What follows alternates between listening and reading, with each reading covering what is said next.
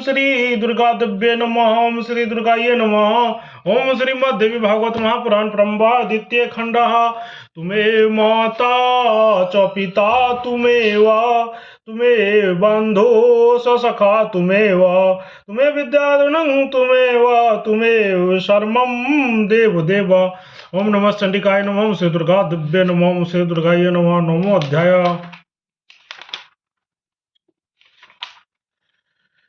पृथ्वी का उत्पत्ति का प्रसंग, ध्यान तथा पूजन का प्रकार तथा उनकी स्तुति। नारद जी बोले, हे भगवान, आपने बताया कि देवी के निमिष मात्र व्यक्तित्व होने पर ब्रह्मा का अंत हो जाता है और उनका विनाश ही प्राकृतिक प्रलय कहा जाता है। उस प्राकृतिक प्रलय के होने पर पृथ्वी अदृश्य हो जाती है, ऐसा कहा गया है। साथ ही सभी लोग जल में डूब जाते हैं और समस्त प्राणी परमात्मा विलीन हो जाते हैं। पर वो उस समय अदृश्य हुई वो पृथ्वी वो कहाँ स्थित रहती है और सृष्टि होने पर समय पर वो पुनः कैसे लौट जाती है? वो पृथ्वी फिर से धन मान सबको आश्रय प्रदान करने वाली विजय साधनी कैसे हो जाती है? अब आप उन पृथ्वी के अद्भुत मंगलकारी कथा कहिए। श्री नारायण बोले, हे नारद, संपूर्ण सृष्टि के कार्य में भगवती ही अखिल जगत की उत्पत्ति होती है। इस प्रकार सबका उन्हीं से अभिभाव होता है और सभी परलोकों में सवाई प्राणियों के उन्हीं में विलय हो जाता है। ऐसा श्रुति कहते हैं। अब आप पृथ्वी के जन्म का वृतांत सुनिए, जो सभी प्रकार का मंगल करने वाला, विघ्नों का नाश करने वाला, पापों का उच्छेद करने वाला तथा पुण्य की वृद्धि करने वाला है। बोले दुर्गा महारानी की जय। कुछ लोग कहते हैं कि मधु केटव नाम के दैत्यों के मेध से यह धन पृथ्वी उत्पन्न हुई है, किंतु इससे जो भिन्न मत है उसे सुनो। उन दोनों दैत्यों के प्राचीन काल में भगवान विष्णु के साथ युद्ध में उनके तेज से प्रसन्न होकर उनसे कहा कि हम दोनों का वध वहीं पर हो जहां पृथ्वी जलमग्न न हो। उनके जीवन काल में पृथ्वी जल के भीतर स्थित रहने के कारण स्पष्ट रूप से दिखाई नहीं पड़ती थी। यह बात उन्हें ज्ञात भी थी, इसीलिए उन्होंने वर मांगा था। उन दोनों के वध से उपरांत उनका मेद प्रभुत्व मात्रा में फैल गया। इस प्रकार पृथ्वी मेदिनी नाम से प्रसिद्ध हुई। इसका स्पष्टीकरण सुनो।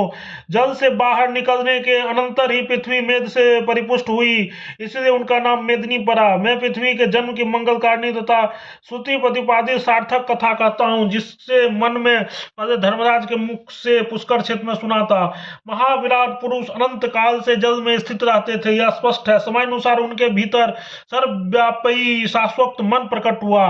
तत्पश्चात वह मन उस महाविराट पुरुष के सभी रोमकूपों में प्रविष्ट हो गया। हे मुने, बहुत समय के पश्चात उन्हीं रोमकूपों से पृथ्वी प्रकट हुई। उस महाविराट के जितने रोमकूप है उन सब में सर्वदा स्थित रहने वाली यह पृथ्वी एक एक करके जल सहित बार बार प्रकट होती और छिपती रहती है।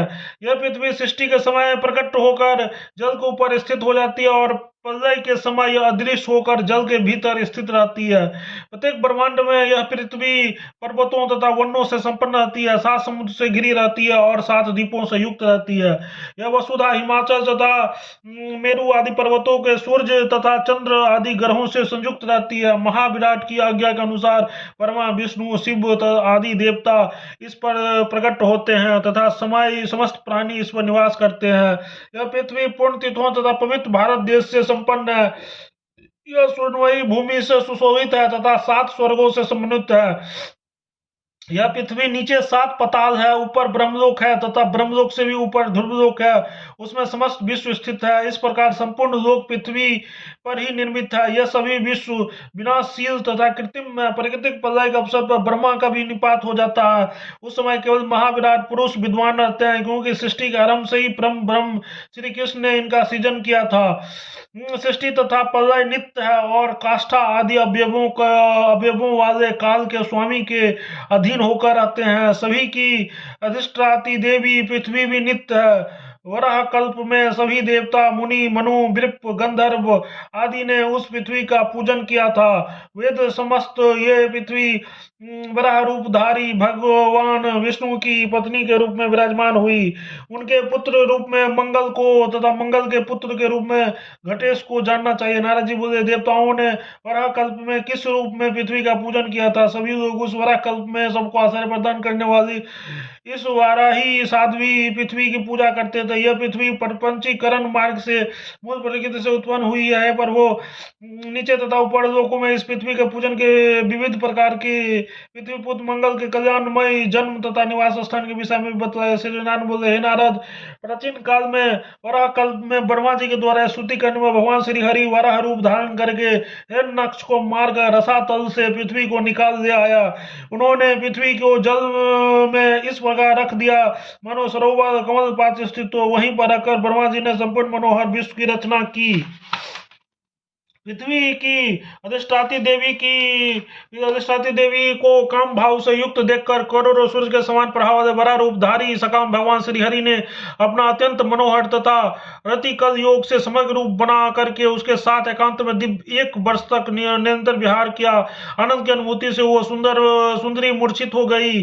विगत पुरुष के साथ विगत संगम अत्यंत सुखदायक होता है। उस सुंदरी के अंग संदेश के कारण विष्णु को 2 दिन रात का ज्ञान भी नहीं रहा। 1 वर्ष पश्चात चेतना आने पर भगवान श्री हरि उससे विलग हो गए। तदंतर उन्होंने लीलापूर्वक अपना पूर्व का वराह रूप धारण कर लिया। इसके बाद साध्वी भगवती पृथ्वी का ध्यान करके धूप दीप नवेद सिंदूर चंदन वस्त्र पुष्प आदि बलि आदि से उनकी पूजा करके श्री हरि ने उनसे कहने लगे। भगवान बोले, हे शुभे, तुम सबको आश्रय देने वाली बनो। तुम मुनि मनु देवता सिद्ध दानव आदि सभी के द्वारा भली भांति पूजित होकर सुख प्राप्त करोगी। अम्बुवाचियोग को छोड़कर अन्य दिनों में गृहारंभ गृह प्रवेश वावली तथा सरोवर निर्माण के समय गृह तथा किसी कार्य के अवसर पर देवता आदि सभी लोग मेरे वर के प्रभाव से तुम्हारी पूजा करेंगे और जो मूर्ख प्राणी तुम्हारी पूजा नहीं करेंगे वे नरक में जाएंगे, इसमें कोई संदेह नहीं है। वसुधा बोली, हे भगवान, आपकी आज्ञा के अनुसार मैं वराह रूपी समस्त स्थावर जंगमय विश्व का लीला पूर्वक वहन करती हूँ। किंतु हे भगवान, आप यह सुन लीजिए कि मैं मोती सीप सालग्राम शिला शिवलिंग पार्वती विग्रह शंख दीप यंत्र वणिक हीरा यज्ञोपवीत पुस्तक तुलसीदास जपमाला पुष्पमाला कपूर स्वर्ण गुरोचन चंदन और सालग्राम का जल इन वस्तुओं का वहन करने में सर्वथा असमर्थ हूँ, इसलिए मुझे क्लेश होता है। से भगवान सुंदर, जो मूर्ख तुम्हारे ऊपर अर्थात आसन विहीन भूमि पर ये वस्तुएं रखेंगे वे काल सूत्र नाम के नरक में दिव्य 100 वर्ष तक निवास करेंगे। हे नारद, यह कहकर भगवान चुप हो गए। उस समय पृथ्वी गर्भवती हो चुकी थी। उसी के गर्भ से तेजस्वी मंगल ग्रह उत्पन्न हुआ। भगवान की आज्ञा के अनुसार वहां उपस्थित सभी लोगों ने विधिवत पूजा की और कंस शाखाओं में कहे गए ध्यान तथा स्तोत्र पाठ से उनकी स्तुति की और मूल मंत्र से नवेद आदि अर्पण किया। इस प्रकार तीनों लोक में उन पृथ्वी की पूजा तथा स्तुति होने लगी। नारद जी बोले, पृथ्वी का ध्यान क्या है, उनका श्रवण क्या है, उनका मूल मंत्र क्या है, यह सब मुझे बतलाइए। समस्त पुराणों में निर्गुण इस प्रसंग को सुनने के लिए मुझे बहुत कौतूहल हो रहा है। श्री भगवान बोले, सर्वप्रथम भगवान वराह ने भगवती पृथ्वी की पूजा की। तत्पश्चात ब्रह्मा जी द्वारा इन पृथ्वी की पूजा की गई। इसके बाद सभी मुनीश्वरों मनुओं तथा मनुष्यों ने आदि ने पृथ्वी की पूजा की है। नारद सुनिए, अब मैं पृथ्वी के ध्यान श्रवण तथा मंत्र के विषय में बता रहा हूँ। ओम ह्रीं श्रीं क्लीं वसुधाये स्वाहा, इस मंत्र से भगवान विष्णु ने प्राचीन काल में इनका पूजन किया था। उनके ध्यान का स्वरूप क्या है? पृथ्वी देवी श्वेत कमल के वर्ण के समान आभा से युक्त है। उनका मुखमंडल शरद पूर्णिमा के चंद्रमा के समान है। उनके संपूर्ण अंग चंदन से अनुलिप्त है। वे रत्नमय अलंकारों से सुशोभित है। वे रत्नों की आधार स्वरूपा है। वे रत्न गर्भा है। वे रत्नों के आकार खान से समन्वित है। उन्होंने अग्नि के समान विशुद्ध वस्त्र धारण कर रखा है। उनका मुखमंडल मुस्कान से युक्त है और वे सभी लोगों के द्वारा वंदित है। ऐसे में पृथ्वी देवी की आराधना करता हूँ। इस प्रकार प्रार्थना प्रकार के ध्यान से सभी लोगों के द्वारा पृथ्वी पूजित हुई। हे विप्र, अब कंस शाखाओं में प्रतिपादित इनकी स्तुति सुनिए। श्री नारायण बोले, जल की आधार स्वरूपनी जलमयी तथा सबको जल प्रदान करने वाली यज्ञवराह की भार्या और विजय की प्राप्ति करने वाली हे भगवती जय, आप मुझ पे विजय प्रदान कीजिए। मंगल करने वाली मंगल के आश्रय रूपनी मंगलमयी तथा मंगल प्रदान करने वाली हे मंगलेश्वरी हे मंगलेश्वरी, हे भवे, मेरे मंगल के लिए आप मुझे मंगल प्रदान कीजिए। सबको आश्रय देने वाली, सब कुछ जानने वाली, सर्वशक्तिमयी तथा सभी लोगों को मनोरथ पूर्ण करने वाली हे देवी, हे भवे, मेरा संपूर्ण अभिलाषा आप मुझे प्रदान कीजिए।